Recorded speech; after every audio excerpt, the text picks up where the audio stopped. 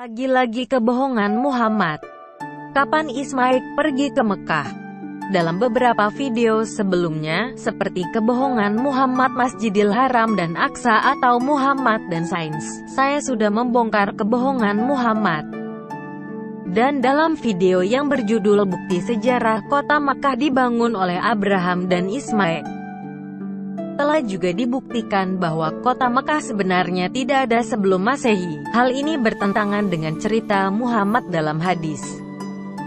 Nah, kali ini saya akan buktikan lagi bagaimana Muhammad telah berbohong tentang kapan kepergian Ismail ke Mekah. Apakah ada yang masih ingat cerita tentang Abraham di dalam kitab Kejadian? Dalam kitab Kejadian 16 ayat 2, Abraham diminta oleh Sarah untuk menikahi Hagar dengan harapan Abraham mempunyai penerus. Kejadian 16 ayat 2. Berkatalah Sarai kepada Abram, "Engkau tahu, Tuhan tidak memberi aku melahirkan anak.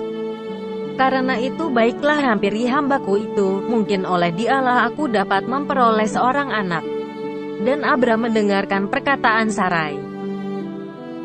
Dan sebenarnya dalam kitab Kejadian ini Hagar 2 kali pergi ke gurun, dan hal ini seringkali tidak diketahui oleh kaum muslim dan juga oleh pengarang Quran. Peristiwa pertama terjadi ketika Hagar melarikan diri. Bukan diusir, karena Hagar tidak kuat menerima tekanan dari Sarah yang tidak suka akan kelakuan Hagar yang sombong dan memandang rendah terhadap Sarah. Dan pada saat itu Hagar masih mengandung Ismail alias Ismail masih belum lahir. Hal ini dikisahkan dalam Kejadian 16. Kejadian 16 ayat 4-6. Abram menghampiri Hagar, lalu mengandunglah perempuan itu. Ketika Hagar tahu bahwa ia mengandung, maka ia memandang rendah akan nyonyanya itu. Lalu berkatalah Sarai kepada Abram, "Penghinaan yang kuderita ini adalah tanggung jawabmu, akulah yang memberikan hambaku ke pangkuanmu." Tetapi baru saja ia tahu bahwa ia mengandung, ia memandang rendah akan aku. Tuhan kiranya yang menjadi hakim antara aku dan engkau. Kata Abram kepada Sarai, "Hambamu itu di bawah kekuasaanmu, perbuatlah padanya apa yang kau pandang baik." Lalu Sarai menindas Hagar, sehingga ia lari meninggalkannya. Dalam peristiwa pertama ini, Hagar menemukan sendiri mata air atau sumur, yang bernama Lahairoi. Kejadian 16 ayat 14. Sebab itu sumur tadi disebutkan orang Sumur Lahairoi, letaknya antara Kades dan Beret. Banyak kaum muslim yang demi mencari bukti sejarah kota Mekah mengatakan bahwa sumur ini adalah sumur Zam-Zam. Namun sayangnya mereka lupa bahwa saat peristiwa ini terjadi Ismail belum lahir, sehingga sumur ini bukanlah sumur Zam-Zam. Sedangkan peristiwa kedua terjadi ketika Ishak sudah lahir dan Ismail sudah berumur paling tidak 14 tahun. Pengusiran Hagar terjadi karena kecemburuan dan ketakutan Sarah atas Hagar dan Ismail. Kejadian 21 ayat 10. Berkatalah Sarah kepada Abraham, "Usirlah hamba perempuan itu beserta anaknya, sebab anak hamba ini tidak akan menjadi ahli waris bersama-sama dengan anakku Ishak." Dalam peristiwa ini malaikatlah yang menunjukkan sumur atau mata air kepada Hagar. Dan lagi-lagi kaum muslim demi mencari bukti sejarah kota Mekah sering mengklaim bahwa sumur inilah sumur Zam-Zam yang diceritakan oleh Muhammad, dan merupakan sumur yang sama dengan sumur dalam peristiwa pertama. Namun sayangnya kemungkinan besar kedua sumur tersebut dalam Kejadian 16 dan Kejadian 21 merupakan dua sumur yang berbeda.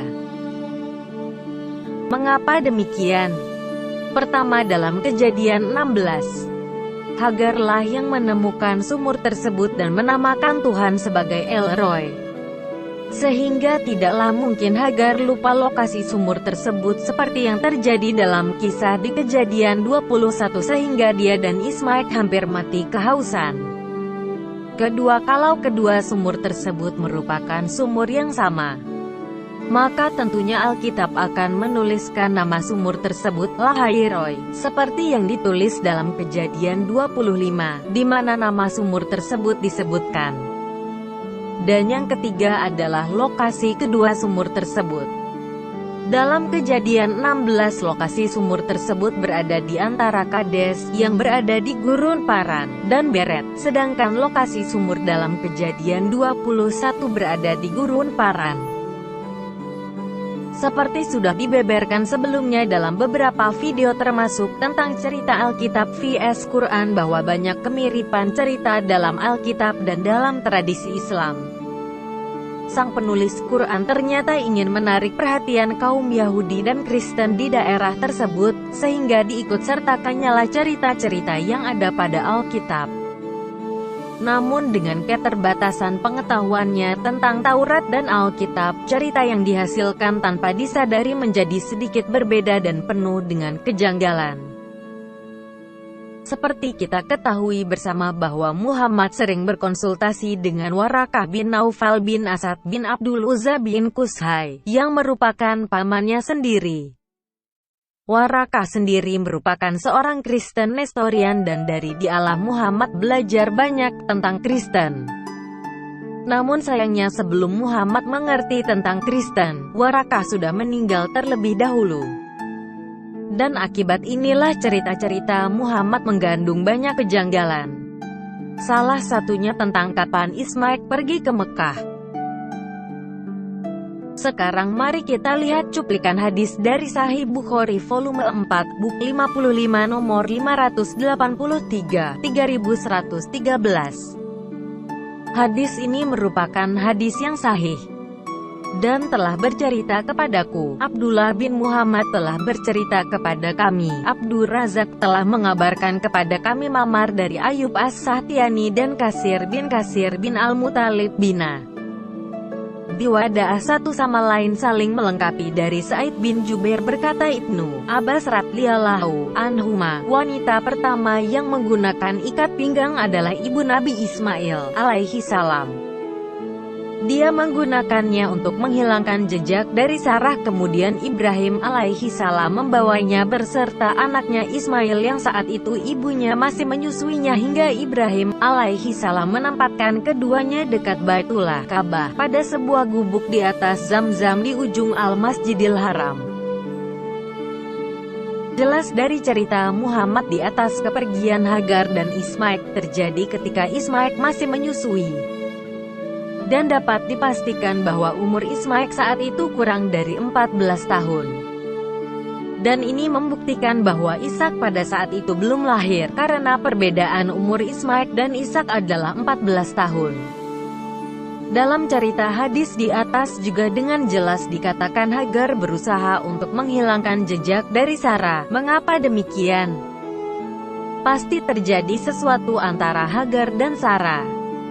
Dalam Alkitab jelas dikatakan alasan mengapa Sarah mengusir Hagar, yaitu ketika Ishak telah lahir, Sarah cemburu dan ketakutan terhadap Hagar dan Ismail.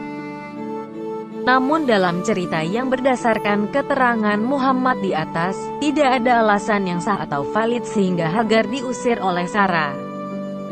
Bukankah Sarah sendiri yang menyuruh Abraham mengambil Hagar sebagai istrinya agar memperoleh keturunan, dan bukankah Hagar sudah melahirkan Ismail? Lalu mengapa setelah melahirkan Ismail kemudian Sarah mengusirnya? Kalau memang Sarah hanya menginginkan Ismail saja, maka yang diusir hanyalah Hagar seorang sendiri. Dan karena Ishak belum lahir pada saat itu, tentunya Sarah tidak mungkin mengusir Hagar dan Ismail karena alasan cemburu dan ketakutan. Sehingga tidak ada alasan yang masuk akal untuk mengusir Hagar dan Ismail sebelum Ishak lahir. Nah, di sini kita bisa melihat lagi bagaimana Muhammad telah mengarang cerita dongeng atas dasar pengetahuannya yang terbatas akan cerita di dalam Alkitab. Berapa banyak lagi dongeng yang harus dibuat demi menutupi dongeng-dongeng yang ada? Ingat, sepandai-pandainya manusia membungkus bangkai, maka akan tercium juga baunya. Sepandai-pandainya tupai meloncat pasti akan jatuh juga. Sepandai-pandainya Muhammad mengarang dongeng maka akan terbongkar juga. Setelah sedemikian banyaknya bukti-bukti yang dipaparkan, apakah kaum muslim masih mau percaya pada Muhammad?